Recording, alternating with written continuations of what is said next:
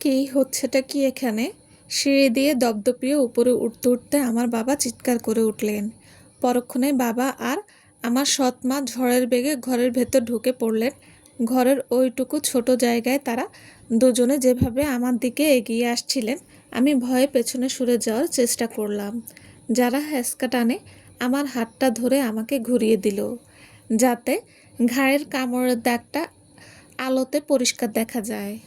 আমার বাবা কামড়ের দাগটার দিকে তাকিয়ে স্তব্ধ হয়ে গেলেন। এই দাগটা দেখে মনে হচ্ছে কোনো শক্তিশালী নেকড়ে এটা দিয়েছে। তিনি অবিশ্বাস্য চোখে তাকিয়ে বিড়বিড় করে করলেন, কে তোকে মার্ক করেছে? যখন যারা আর তার মা শক্তিশালী শব্দটা শুনল, তারা আমার দিকে চরম হিংসা আর নোংরা দৃষ্টিতে তাকালো। আমি উত্তর দিতে চাইলাম না। সত্যি বলতে নিজের চোখেও বিশ্বাস করতে পারছিলাম না। কিন্তু এই বাড়িটাতে টিকতে টিকে থাকতে হলে কেউ কিছু জিজ্ঞেস করলে উত্তর দিতেই হয়। এটাই আমি শিখেছি। আমি জানি না, আমি ফিসফিস করে বললাম। তাহলে সে কোথায় এখন? তার গলার আওয়াজ এবার গর্জনের রূপ নিল। সম্ভবত বনের ওই পুকুরের কাছেই আছে, তবে আমি নিশ্চিত নই। আমার তো মনে হয় সে ওকে ফেলে পালিয়ে গেছে। যারা উপহাসের সুরে বলল, আমি তো আগেই বলেছিলাম তোর মতো একজন মানুষকে কেউ কখনো নিজের করে চাইবে না। বাবার প্রথম লাঠিটা আমাকে পুরো অপ্রস্তুত করে দিল। বাবা ছিলেন বেশ শক্তিশালী একজন গামা, আর লাঠির চোটে আমি ছিটকে ঘরের অন্য প্রান্তে মেঝেতে গিয়ে পড়লাম। মার করার পর বলছিস তুই কিচ্ছু জানিস না? তোর এত বড় সাহস? বাবা গর্জে উঠলেন। তোকে এই পরিবারের আশ্রয় দেওয়াটাই আমার জীবনের সবচেয়ে বড় ভুল ছিল। আমি জানতাম তুই তোর মায়ের মতোই একটা নিচু জাতের বেশ্যা হবি। মেঝেতে ব্যথায় কুঁকড়ে শুয়ে কেঁচোর মতো ছটফট করছিলাম আমি। তখনই দ্বিতীয় লাথিটা এসে পড়ল আমার ওপর। আমি যন্ত্রণায় চিৎকার করে উঠলাম, তোকে বড় করার প্রতিদান তুই আমাকে এই দিলি? মায়ের কথা মনে পড়তেই আমার চোখে জল চলে এলো। আমার মা এই প্যাকের একজন সাধারণ পরিচারিকা ছিলেন। বাবা একদিন মাতাল অবস্থায় ভুল করে আমার মায়ের সাথে রাত কাটান এবং তার ফলে এই আমার জন্ম হয়। আমার বাবা প্যাকের গামা হওয়ায় মায়ের মতো একজন সাধারণ দাসীকে কখনোই মেনে নিতে চাননি। তাই তিনি রাগে সবার সামনে রটিয়ে দিলেন যে মা নাকি তাকে প্রলুব্ধ করেছিল। শাস্তিস্বরূপ মাকে একজন ওমেগা দাসী বানিয়ে দেওয়া হয়। আমাদের পুরনো আলফা দয়া করে বাবাকে বলেছিলেন অন্তত আমাকে যেন তাকে নিজের পরিবারে রেখে বড় করেন। মায়ের সাথে দেখা করার অনুমতি আমার প্রায় কখনোই ছিল না, কিন্তু লুকিয়ে লুকিয়ে যখনই দু একবার দেখা করেছি, মায়ের সে স্নেহ আর মমতা আমার মনে দাগ কেটে আছে। আভারিকে ওর মায়ের মতো দাসী বানিয়ে দেওয়া উচিত। এটা একটা চরিত্রহীন মেয়ে, যে কিনা নিজেকে অন্য কাউকে দিয়ে মার্ক করিয়েছে, আর এখন সে ওকে ফেলে চলে গেছে। যারা তার বাবাকে বুদ্ধি দিল, যারা অনেক আগে থেকেই আমাকে মনে মনে ঘৃণা করত, কারণ আমি রায়ানের গার্লফ্রেন্ড ছিলাম। ও রায়ানেরকে নিজের করে পেতে চেয়েছিল। আজ মনে হয় ওর সেই ইচ্ছে পূরণ হতে চলেছে। আমার কোনো মেয়ে দাসী হবে না, বাবা হিসি করে বললেন। প্রথমে ওর কোনো ওল্ফ ছিল না, আর এখন এই কেলেঙ্কারি। প্যাকের গামা হিসেবে আমার যে সম্মান আছে, সেটা আমি আর এই মেয়ের জন্য নষ্ট হতে দিতে পারি না। বাবার লাথি থেকে বাঁচার জন্য আমি বারবার নিজেকে গুটিয়ে নিচ্ছিলাম, কিন্তু পালিয়ে যাওয়ার চেষ্টা করিনি, কারণ আমি জানি পালালে তার রাগ আরও বেড়ে যাবে। পিঠে চাবুকের মতো দাগ হয়ে যাচ্ছে, তা আমি স্পষ্ট বুঝতে পারছিলাম। অবশেষে তার লাথির গতি কমল। তিনি জোরে জোরে শ্বাস নিচ্ছিলেন। আমার দিকে ঝুঁকে এসে শক্ত হাতে আমার চোয়ালটা চেপে ধরলেন এবং ঘাড়ে থাকা সেই মার্কারটার দিকে অনেকক্ষণ তাকিয়ে রইলেন। তারপর তার মুখে এক ভয়ঙ্কর নিষ্ঠুর হাসি ফুটে উঠল। সামনে যে মিটিং বল আসছে সেখানে এমন কোনো পুরুষ খুঁজে বের করবি যে তোকে এই মার্ক করা অবস্থাতেই মেনে নেবে। বাবা চিবুক চেপে ধরে গর্জে উঠলেন। তার হাতের চাপে আমার মুখটা নীল হয়ে যাচ্ছিল। আর যদি তা না পারিস তবে তোকে এই পৃথিবী থেকে সরিয়ে দেওয়াটাই আমার কর্তব্য। তিনি আমাকে আগেও মেরে ফেলার হুমকি দিয়েছেন, কিন্তু এবার তার চোখের সেই শীতল চাহনি দেখে আমি বুঝতে পারলাম তিনি যা বলছেন তা সত্যি সত্যিই করবেন। ভয়ে আমার সিদ্ধারা দিয়ে একটা হিমশীতল স্রোত বয়ে গেল। মনের ভেতর ভয়, আতঙ্ক আর তীব্র ক্ষোভ একসাথে যুদ্ধ করতে লাগলো। আমি তার হাত থেকে পালিয়ে যেতে পারবো না। তার সাথে লড়াই করার শক্তিও আমার নেই। আমার যাওয়ার মতো কোনো জায়গাও নেই। আর মিটিং বল, আমাদের সিলভার মুন প্যাকের সাথে নাইট ওলফ প্যাকের একটা ঐতিহাসিক চুক্তি আছে। প্রতি 3 প্রজন্ম পরপর নাইট ওলফ প্যাকের আলফাকে সিলভার মুন প্যাকের কোনো মেয়েকে বিয়ে করতে হবে এবং একইভাবে সিলভার মুনের আলফাকেও করতে হবে। এই বিশেষ অনুষ্ঠানটি আয়োজন করা হচ্ছে নাইট ওলফ প্যাকের তরুণ এবং অবিবাহিত আলফা গর্ডিয়নের জন্য, যাতে সে নিজের স্ত্রী বেছে নিতে পারে। 2 প্যাকের বাকি অবিবাহিত ছেলেমেয়েরাও এই অনুষ্ঠানে অংশ নেবে, যাতে তারাও তাদের উপযুক্ত সঙ্গী খুঁজে পেতে পারে। সাধারণত তারা একটা আনন্দের উৎসব হওয়ার কথা ছিল, কিন্তু এবার সবাই ভীষণ আতঙ্কে আছে, কারণ আলফা গিডিয়ন একজন রক্তপিপাসু খুনি। শোনা যায় সে নাকি প্রায় 1 ডজন প্যাক পৃথিবী থেকে চিরতরে মুছে দিয়েছে। আর যারা বেঁচে গেছে তারা প্যাকহীন হয়ে এদিক ওদিক ঘুরে বেড়াচ্ছে। তার তুলনায় আমাদের সিলভার মুন প্যাকের আলফা এখন বৃদ্ধ এবং দুর্বল।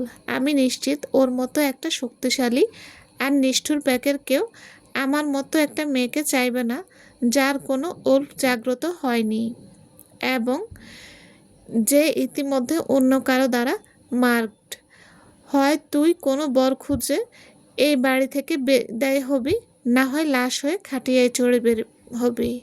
বাবা আমার গালে এক সজোরে চড় মেরে তার শেষ বাক্যটি শেষ করলেন। চড়ে চোটে আমি দেওয়ালে গিয়ে ধাক্কা খেলাম। তারপর তিনি ঘর থেকে বেরিয়ে গেলেন। গর্ডিয়ানের দৃষ্টিভঙ্গি। জীবনের সবচেয়ে সুন্দর স্বপ্নটা দেখে যখন আমার ঘুম ভাঙলো, তখন দেখলাম আমার মেট পাশে নেই, সে চলে গেছে। প্রথমে আমি খুব একটা পাত্তা দেইনি। আমি তাকে মার্ক করেছি, তাই সে বেশি দূরে যেতে পারবে না। কিন্তু যখনই আমি আমাদের বন্ডের মাধ্যমে তার সাথে যোগাযোগ করার চেষ্টা করলাম, তখন অপর প্রান্ত থেকে শুধু একটা শূন্যতা আর নিস্তব্ধতা ফিরে এলো। এটা কিভাবে সম্ভব? গত রাতের স্মৃতিগুলো আমার মনে এত স্পষ্টভাবে ভাসছিল। ওটা কোনো স্বপ্ন ছিল না। মেট, আমার ভেতরের ওল্ফ চিৎকার করে উঠছিল। বনের মিষ্টি বাতাসে ভেসে আসা তার সেই মাদকতাময় সুবাস আমার নাকে এসে লেগেছিল। নিজের মেটের সাথে দেখা হতে যাওয়ার সেই আনন্দ, কোনো কিছুই আমাকে সেদিন রাখতে পারেনি। বাতাসে তার গন্ধ শুঁকে আমি বনের মাইলের পর মাইল দৌড়ে গিয়েছিলাম। সে ছিল। সেখানে গিয়ে দেখি একদল নোংরা রোগ তাকে ঘিরে ধরেছে। তারা আমার মেটকে আমার কাছ থেকে কেড়ে নেওয়ার চেষ্টা করছে। আমার ফেটেড মেট বিপদে পড়েছে দেখে আমার ওল্ফের ভেতরে যে হিংস্র রূপ জেগে উঠেছিল তা ছিল মারাত্মক। আমি ওদের তাড়িয়ে দিয়েছিলাম, যদিও ওদের মেরে ফেলা উচিত ছিল। আমার ওল্ফের শক্তির সামনে দাঁড়ানোর মতো ক্ষমতা ওই রোগগুলোর ছিল না। আমি তাকে খুঁজে পেয়েছিলাম, তাকে নিজের করে নিয়েছিলাম। আমাদের মিলন হয়েছিল। আমি তোকে প্রথা মেনে সুন্দরভাবে মার্ক করেছিলাম, যাতে সে চিরদিনের জন্য আমার হয়ে যায়।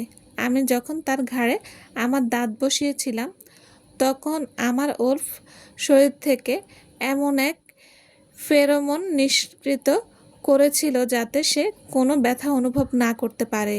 সেই মার্কের দাগ কখনো মুছে যাওয়ার নয়, সেই মার্কের সূত্র ধরে আমার মাইলের পর মাইল তাকে খুঁজে পাওয়ার কথা। অথচ এখন সেই বন্ডের সংযোগটা এমনভাবে মিলিয়ে গেল যেন মনে হচ্ছে এর কোনো অস্তিত্বই ছিল না কখনো। এমনকি তার সেই নেশা ধরানো সুবাসও উধাও। সবচেয়ে বড় আফসোস হলো রাতের অন্ধকারে আমাদের মিলন হয়েছিল। তাই আমি এখনও জানি না আমার মেয়ের দেখতে কেমন।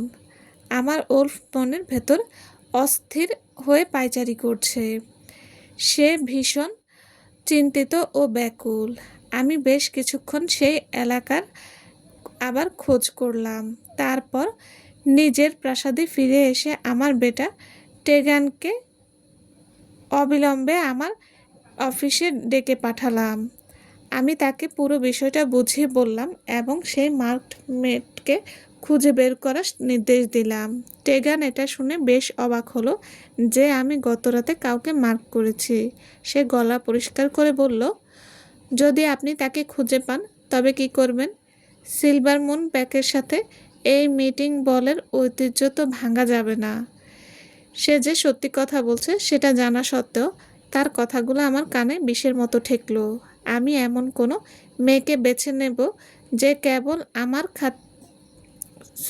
নামের খাতিরে আমার লুনা হয়ে থাকবে, কিন্তু আমি কেবল আমার আসল মেয়েকেই মনে প্রাণে চাইব, ভালোবাসবো এবং তাকেই নিজের সত্যিকারের মেট বলে মানব।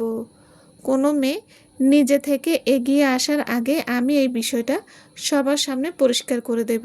যতক্ষণ না আমার সেই ভাগ্যের মেয়েটের রহস্য উদ্ঘাটন হচ্ছে, ততক্ষণ কোনো নামমাত্র বা জোরপূর্বক বিয়েকে আমি মন থেকে মেনে নেব না। কয়েকদিন পর আমি আয়নার সামনে গিয়ে দাঁড়ালাম।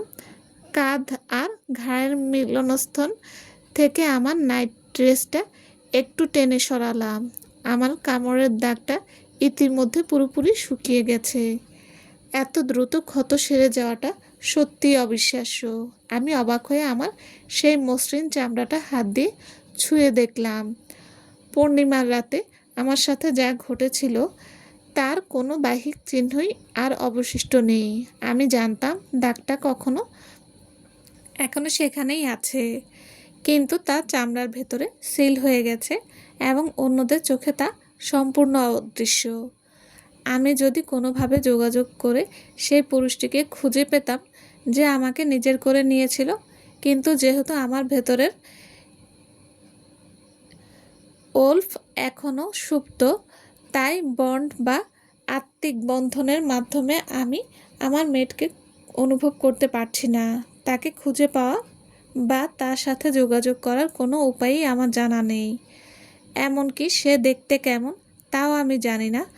আজকে সেই মিটিং বল যেখানে নাইট ওলফ প্যাকের আলফা তার জীবনসঙ্গী বেছে নেবেন।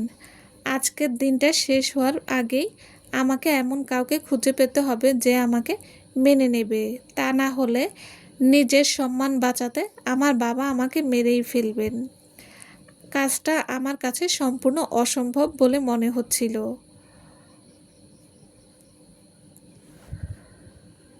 হঠাৎ নিচ থেকে একটা হট্টগোলের আওয়াজ ভেসে এলো। আমি হাঁটুর ওপর থেকে মাথা তুলে মনোযোগ দিয়ে শোনার চেষ্টা করলাম। আলফা গিডিয়ান প্রায় চলে এসেছেন। আমার সৎমায়ের তীক্ষ্ণ কণ্ঠস্বর শুনতে পেলাম, সব প্রস্তুতি শেষ করো জলদি।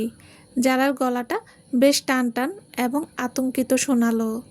আলফা গিডিয়ান এমন কোনো ব্যক্তি নন যার সাথে কেউ সামান্যতম রসিকতা করার সাহস দেখাবে। আমি বুকের ওপর হাত রাখলাম। আমার হৃৎপিণ্ডটা তখন তালুর নিচে ধকধক করে কাঁপছিল। আমার ধুলোবালি জমা নিস্তব্ধ ঘরের শান্ত পরিবেশে আমি স্পষ্ট সেই আওয়াজ শুনতে পাচ্ছিলাম। আমার এখন ঘর থেকে বের হওয়ার সময় হয়েছে, কিন্তু আমি যখনই উঠে দাঁড়িয়ে দরজার দিকে গেলাম, ঠিক তখনই বাইরে থেকে দরজা লক করার একটা আওয়াজ জোরে শব্দ হলো। দরজার ওপার থেকে যারার খিলখিল করে হাসি শব্দ ভেসে এলো। এমনিতেও তোকে কেউ কোনোদিন পছন্দ করবে না, তার চেয়ে ভালো তুই এখানেই নিজের মৃত্যুর জন্য অপেক্ষা কর, লক্ষ্মী বোন আমার। গিডিয়ানের দৃষ্টিভঙ্গি। নাইট ওলফ প্যাকের আলফা হওয়ার মানে হলো প্রতিদিন একগাদা প্রশাসনিক ঝামেলার মুখোমুখি হওয়া। ঐতিহ্য শব্দটা শুনতে বেশ সম্মানিত মনে হলেও মাঝে মধ্যে এটাকে একটা বিষাক্ত অভিশাপের মতো মনে হয়। তবে আমি অনেক আগেই অস্বস্তিকর দায়িত্বগুলোর মুখোমুখি সরাসরি হতে শিখেছি। তা সত্ত্বেও আজ আমি যে দায়িত্বটা পালন করতে যাচ্ছি তার চেয়ে বিরক্তিকর কাজ আমার কাছে আর একটাও নেই। আজকে সে জীবনসঙ্গী নির্বাচন করার দিন। সামনে যে অপ্রীতিকর কাজটি আসতে চলেছে তা থেকে নিজের মনকে সরাতে আমি যথাসাধ্য চেষ্টা করছিলাম। গায়ের চামড়ার সিটে আমার পাশে ছড়িয়ে ছিটিয়ে আছিল আমার পুরো অঞ্চলের সাম্প্রতিক আক্রমণগুলোর বিশদ বিবরণ সম্বলিত মোটা মোটা ফাইল। আমার হাতে থাকা খাতাটিতে লেখা ছিল সৈন্য পরিচালনার নির্দেশনাবলী এবং কৃষ্ণপক্ষের বিপজ্জনক সময় ঘনিয়ে আসার সাথে সাথে আমাদের স্কাউটদের কোথায় মোতায়েন করতে হবে তার রূপরেখা। কিন্তু দুর্ভাগ্যবশত এই কাগজের কাজগুলো আজকাল আমার মনকে ব্যস্ত রাখার জন্য যথেষ্ট ছিল না। আমার ড্রাইভার যখন মসৃণ সেডান গাড়িটি নিয়ে ঘন বনের দিকে এগিয়ে যাচ্ছিল, আমি জানালা দিয়ে গাছের ওপর কুয়াশার কুণ্ডলী পাকিয়ে ওঠা দেখছিলাম। বাষ্পের ঘন মেঘগুলো দূরে সূর্যের দিকে ধাবিত হয়ে ছোট ছোট টুকরোয় ভেঙে উপত্যকায় নেমে আসছিল। এই দৃশ্যটা আমাকে সেই মেয়েটির কথা মনে করিয়ে দিল যে বনের ভেতরে মাটিতে আমার নিচে সুখে পিঠ বাঁকিয়েছিল। সেও ঠিক এভাবেই হঠাৎ মিলিয়ে গেছে, অদৃশ্য হয়ে গেছে। সেই রাতের মেয়েটার কোনো সন্ধান কি এখনো পাওয়া যায়নি? আমি হঠাৎ বেশ কড়া সুরে জিজ্ঞেস করলাম। আমার গলা আমার ইচ্ছার চেয়েও বেশি কঠোর শোনালো, যার কারণে আমার সামনে বসা আমার বেটা অবাক হয়ে চোখ বড় বড় করে তাকালো। ক্ষমা করবেন আলফা, ট্রেগান সাবধানে উত্তর দিল। আমি যে কটি প্যাকে খোঁজ নিয়েছি কোথাও কোনো নতুন মার্কড নারীর সন্ধান পাওয়া যায়নি। আমি সিটের ওপর আঙ্গুল দিয়ে টোকা মারতে মারতে ভ্রুকুটি করলাম। আমার ভেতরের ওলফ বিরক্তিতে অস্থির হয়ে পায়চারি করছিল। তাকে খোঁজা বন্ধ করবে না, যে কোনো মূল্যেই হোক তাকে আমার চাই। আমার জবাবে টেগান একটু থতমত খেয়ে গেল, কিন্তু কোনো কথা বলল না। ততক্ষণে গাড়িটি সিলভার মুন প্যাকের অনুষ্ঠান ভবনের সামনে এসে থামলো। আমাদের পেছনে আমাদের প্যাকের আরও বেশ কিছু গাড়ি এসে লাইনে দাঁড়ালো। আমি গাড়ি থেকে নেমে আমার জ্যাকেটটা সোজা করে নিলাম। দরজার কাছে একদল মেয়ে দাঁড়িয়ে ছিল যারা আমার দিকে বেশ প্রশংসার দৃষ্টিতে তাকাচ্ছিল। তাদের গা থেকে ভেসে আসা সুবাসে কৌতূহল এবং ভয়ের একটা মিশ্রণ স্পষ্ট টের পাচ্ছিলাম। আমি দেখলাম কয়েকজন আমার দৃষ্টি এড়ানোর জন্য ঝটপট আড়ালে চলে গেল। ওরা কি জানে না যে যে কোনো নড়াচড়াই শিকারীর দৃষ্টিকে আমার বেশি আকর্ষণ করে? বোকামি সব। তবে ওরা কেন পালাচ্ছে তা আমি জানি। অন্য প্যাকগুলো আমার সম্পর্কে কি বলে এবং আমি অতীতে কি কি করেছি তা আমার কান পর্যন্ত এসেছে। যদিও ওসব নিয়ে আমি বিন্দুমাত্র মাথা ঘামাই না, কিন্তু আমার এই ভয়ঙ্কর খ্যাতি থাকা সত্ত্বেও কিছু মেয়ের গাল এখনই লজ্জায় লাল হতে শুরু করেছে দেখে অবাক হচ্ছিলাম। আমার মনে হয় পৃথিবীতে সব সময় কিছু এমন পাগল থাকে যারা ক্ষমতা আর মর্যাদার লোভের জন্য যে কোনো ঝুঁকি নিতে প্রস্তুত।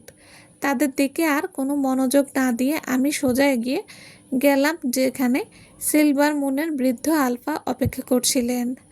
Alpha Gideon. বৃদ্ধ আলফা আমাদের হাত মেলানোর সময় সম্মান জানিয়ে মাথা নাড়লেন। আপনাকে এই ভবনে স্বাগতম জানাতে পেরে আমি সম্মানিত, আলফা লিওন। আমি সংক্ষিপ্তভাবে মাথা নাড়ালাম। এই আনুষ্ঠানিকতার প্রতি আমি হঠাৎ খুব ক্লান্তি অনুভব করছিলাম।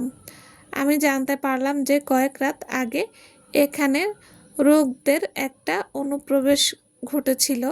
আমার সাথেও ওদের কয়েকজনের দেখা হয়েছিল। আপনারা কি ওদের অবস্থান চিহ্নিত করতে পেরেছেন?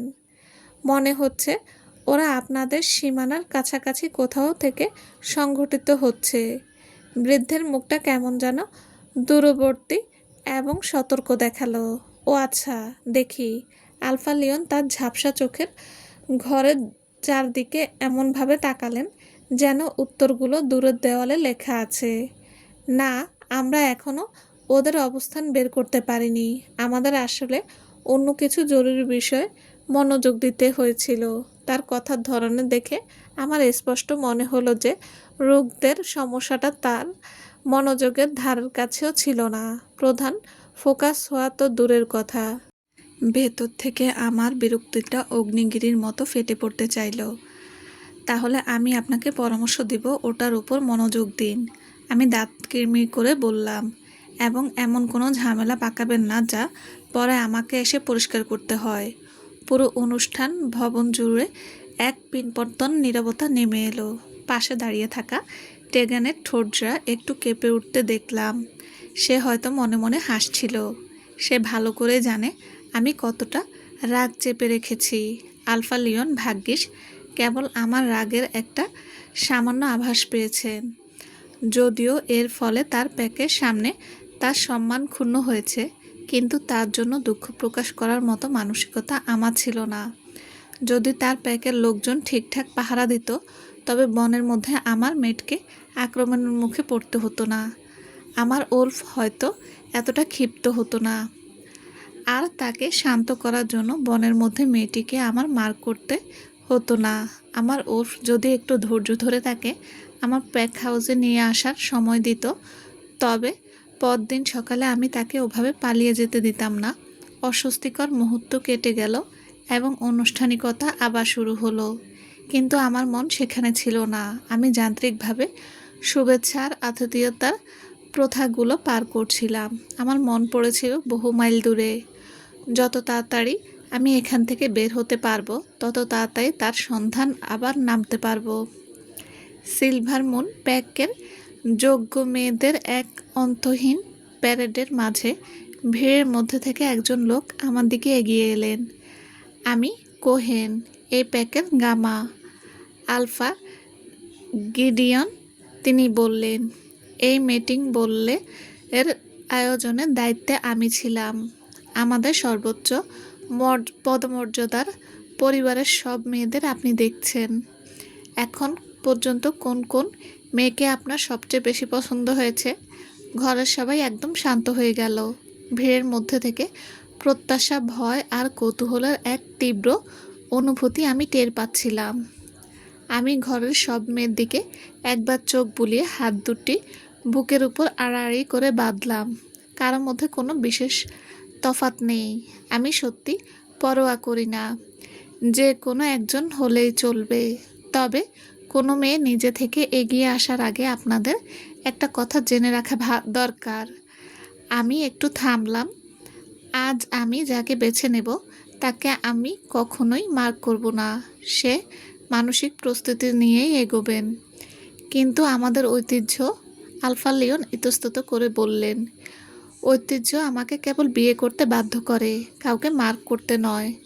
তার কথা শেষ করার আগেই আমি কেটে দিলাম। আমার ইতিমধ্যে একজন মার্কমেট হয়ে রয়েছে।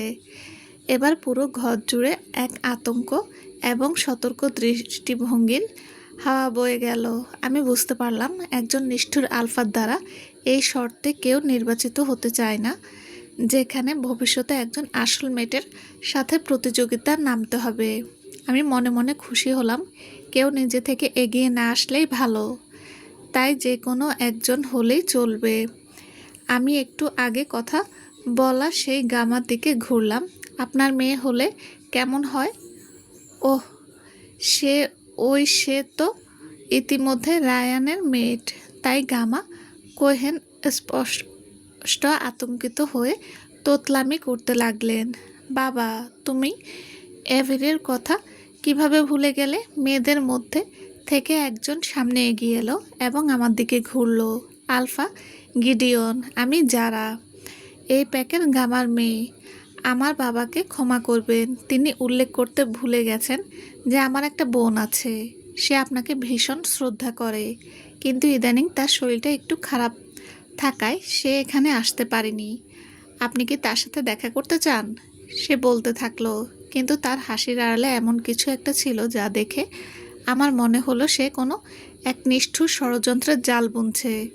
তা সত্ত্বেও আমার সেই ফেটমেট মেট ছাড়া পৃথিবীর বাকি সব নারী আমার কাছে সমান। ঠিক আছে, তাকে আমার সামনে নিয়ে এসো। চলবে। আসসালামু আলাইকুম। গল্পটা কেমন লেগেছে প্লিজ প্লিজ জানাবেন। আর হ্যাঁ, সাথে থাকার জন্য ধন্যবাদ। আর যারা এখন আমার চ্যানেল সাবস্ক্রাইব করেননি তারা প্লিজ সাবস্ক্রাইব করে দেবেন। আল্লাহ হাফেজ।